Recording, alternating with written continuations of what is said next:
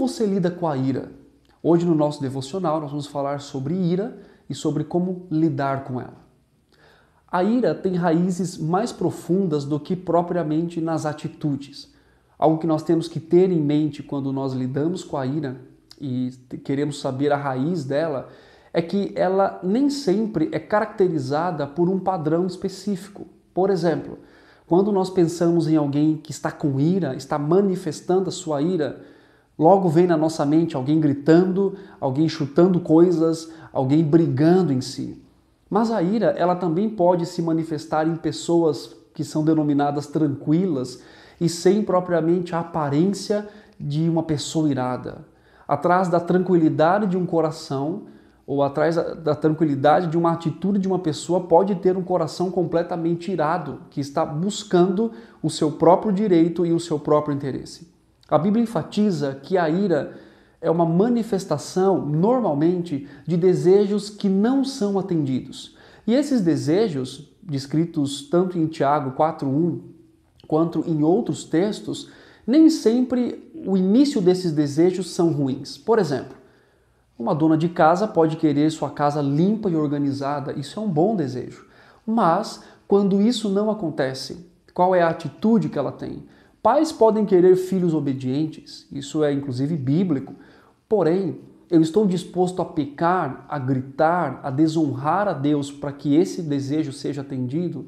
Ou então, todos nós queremos descansar ou ter tempo de descanso, e quando isso é tirado de nós, qual que é a nossa atitude propriamente? Nós estamos dispostos a pecar e desonrar a Deus?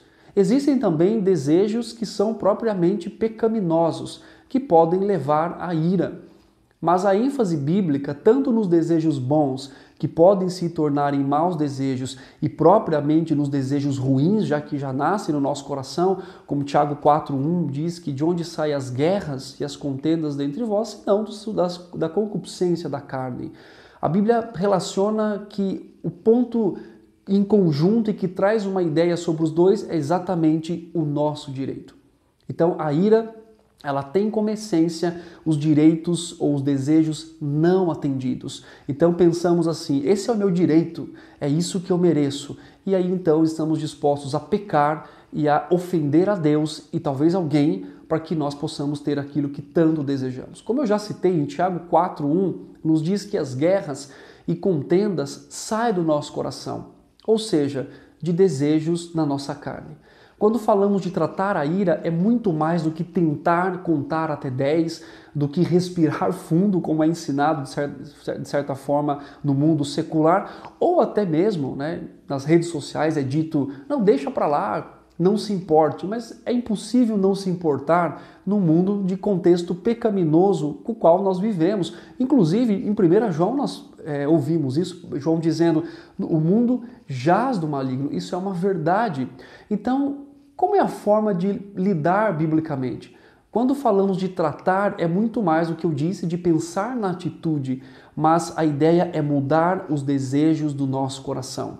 É tomar a pessoa de Deus como fonte de satisfação primordial e essencial na nossa vida, ao invés até mesmo de ter um desejo que eu quero que ele seja atendido, até que seja bom, como uma casa limpa, filhos obedientes, um tempo de descanso. Mas a grande verdade é que nem sempre eu vou ter os desejos, inclusive bons, que eu quero e que eu quero alcançar.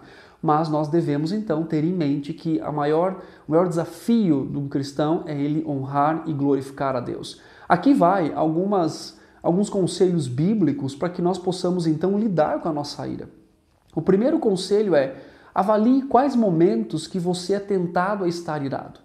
Hebreus 4:12 fala que a palavra de Deus é como uma espada de dois gumes e ela revela o nosso coração, ela é capaz de discernir o que está.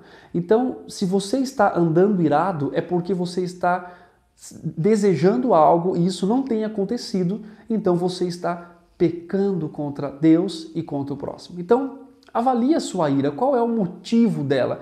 Não só as atitudes de pensar, eu gritei, ou eu falei alto, ou eu explodi, ou até mesmo aqueles que são tranquilos, eu alimentei e tive, não consegui dormir, tive dores de cabeça, mas pergunte no que você acredita tanto que você é capaz de lutar por aquilo, inclusive pecaminosamente. Avalie o seu coração.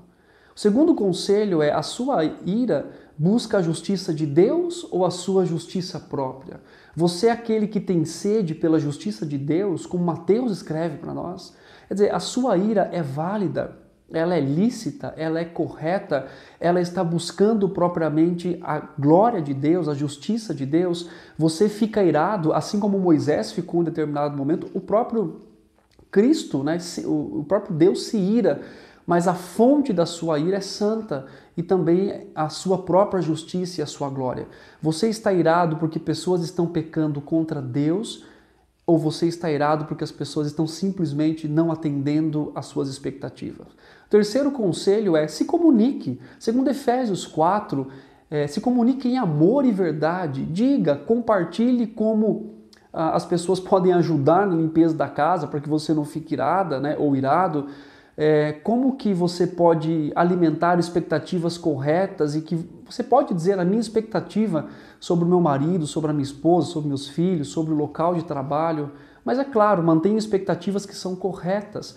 Agora, quando elas não forem alcançadas, você deve propriamente louvar e glorificar a Deus e dialogar, ter comunicação saudável. E essa comunicação, ela envolve amar, ela envolve falar a verdade em amor e falar graciosamente. Esteja pronto para isso. Mesmo você se comunicando, e aí vai um outro conselho, mesmo você se comunicando, que é o quarto conselho, tenha a ideia de que nem sempre você vai ser ouvido e você deve lidar com essa expectativa. Então, o que é importante você ter? Ainda no nosso quarto conselho é você ter um plano de contingência. O que é um plano de contingência? Quando você for colocado no ambiente de ira, como você pode se livrar dele? Ou como você pode usar os recursos bíblicos para que você possa então ter um escape? Como Coríntios diz, 13:10, 1 Coríntios 13:10, Deus não nos permite ser tentados além do que nós podemos suportar, mas ao contrário, Ele, ainda que permita uma tentação que podemos aguentar, Ele nos dá um escape. Memorize versículos, imagine e planeje atitudes que antecedem o momento de ira. Como que você pode fazer isso naquele momento onde você é tentado a irar-se? O quinto conselho: sempre avalie sua comunicação. Mais uma vez, lembrando de Efésios, diz que nós devemos nos comunicar com graça e com edificação. Então avalie se você não está suscitando muito mais um problema e a ira em algum relacionamento interpessoal, ou no trabalho, ou na igreja, ou conjugal. Então pense na forma como você tem respondido a isso verbalmente e até mesmo com a sua expressão facial. Se você está no meio de um embate, você mostra graça e amor ou você mostra ira e raiva pela sua expressão? Sexto conselho: ore pedindo graça e sabedoria para lidar com situações que você é tentado a irar-se. Então peça a Deus que te ajude em oração, dizendo: Senhor, me dê graça para suportar os dias de ira e para não cair em tentações. E por fim, o nosso sétimo e último conselho é: não se ponha o sol sobre a vossa ira. O próprio texto de Efésios diz isso. Se você tem algo a resolver, vá e resolva hoje. Peça perdão, aceite o perdão e então glorifique a Deus, mas não deixe para resolver amanhã. Não deixe essa mágoa continuar no seu coração, mas ao contrário, resolva hoje. Então esses são alguns conselhos da palavra de Deus para lidarmos com a ira e com a ira do nosso coração. Que Deus te abençoe e você possa viver muito mais do que buscando os seus direitos, buscando os direitos e a justiça do próprio Deus.